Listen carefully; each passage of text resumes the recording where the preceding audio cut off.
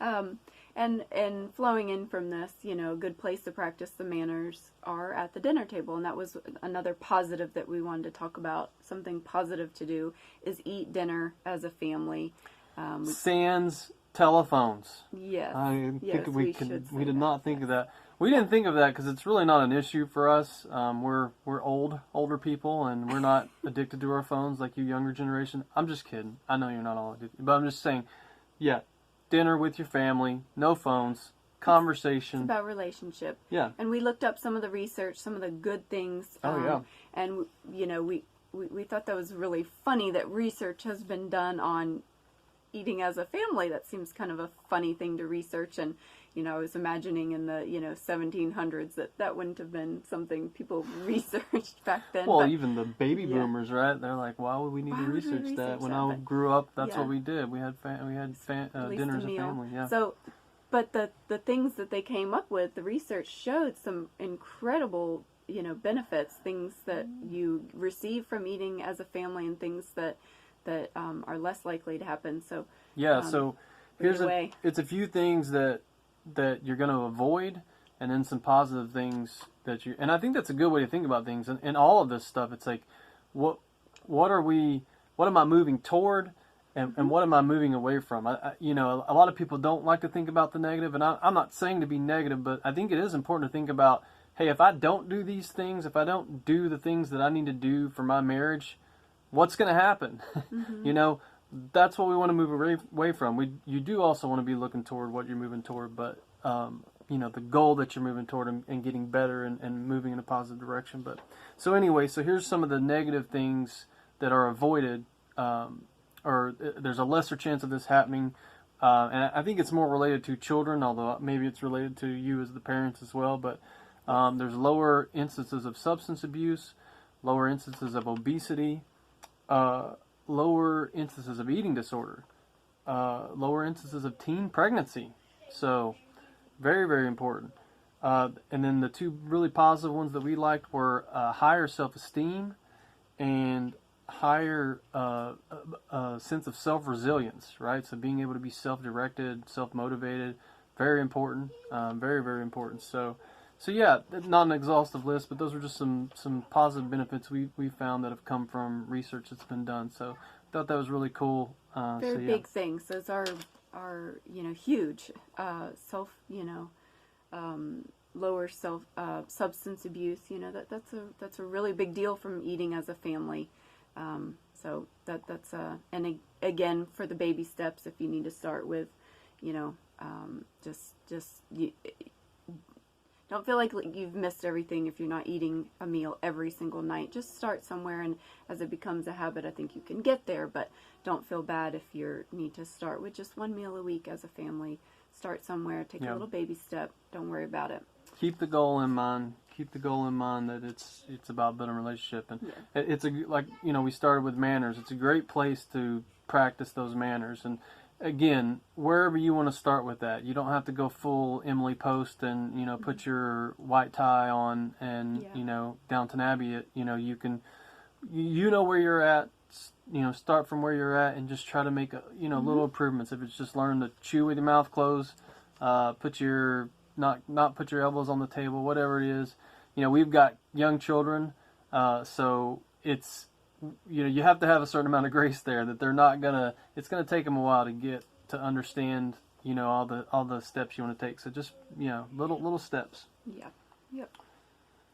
We in kind of the manners and family life kind of things that we're talking about here for a minute. Some of the positives.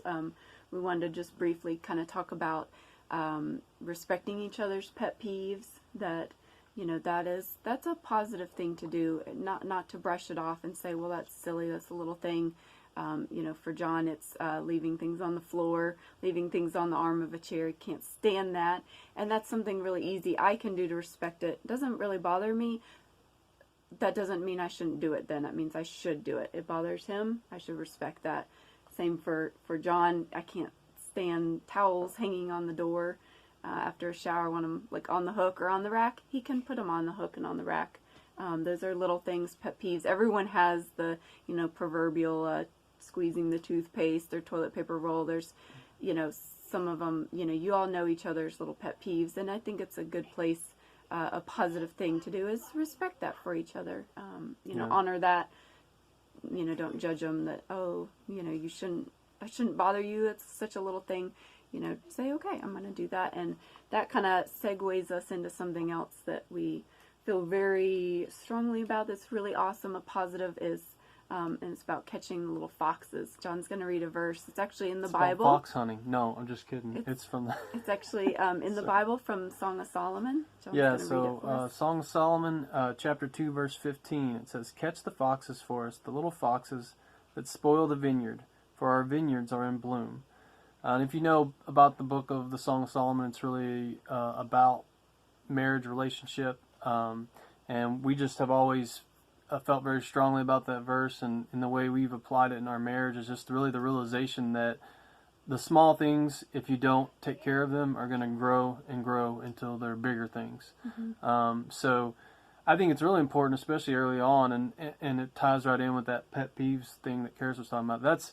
You're going to discover a lot of those things, in that first year of marriage. So for you newlyweds out there, you're going to find those little things about the other person that annoy you a little bit, that they do, the habits they have that you don't particularly care for. And so it's how you're going to deal with that. Are you going to deal with it, with frustration and anger, or are you going to deal with it with manners and work together and find a way to work through those things?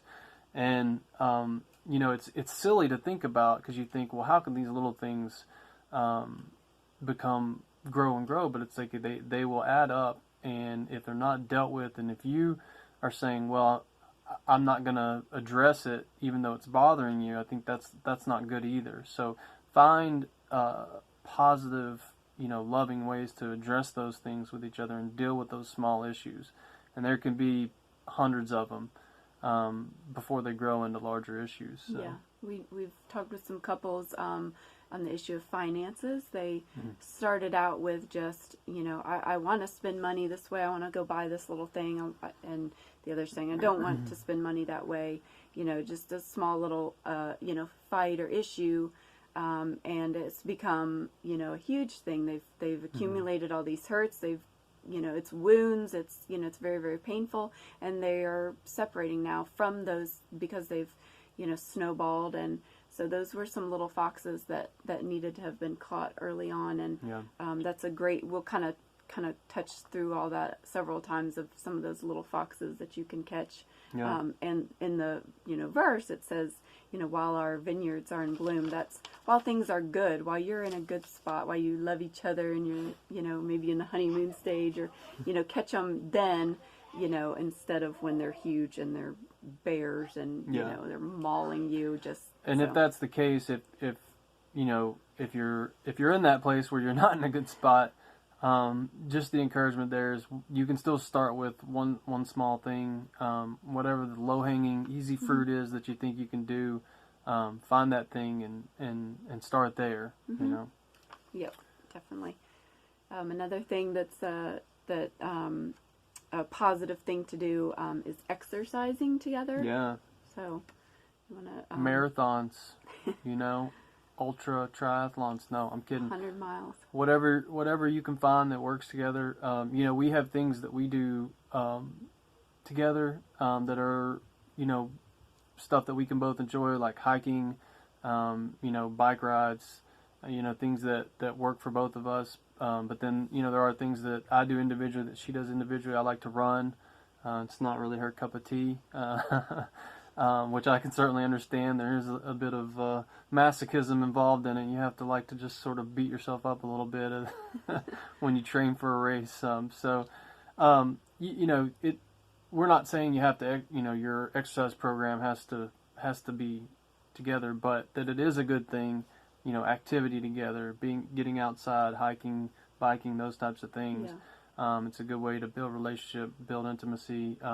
It's a good way to, if you're having a disagreement, you're trying to deal with one of these issues, whatever that little fox is, and you're having trouble, go exercise together, whatever it is, and then come back and try again and see if it doesn't make a difference in how you're able to how you're able to discuss and deal with that issue. So, And great area to do a little baby step if you have to. If it's just, we're going to walk around the house, we're going to walk up the flight of stairs in our apartment building, we're going to walk around the block, whatever, you know, you need to baby step on this, you know, find a YouTube video on stretching or, you know, a little yoga routine or something, but, you know, don't feel like we don't have this huge exercise plan that we can't do this or we haven't been doing it. Just baby step that if you have to, but yeah, you we guys, have not been able to do a lot of that together lately. I mean, just time and all those things. So, you know, it's can be again, accountable. yeah, we're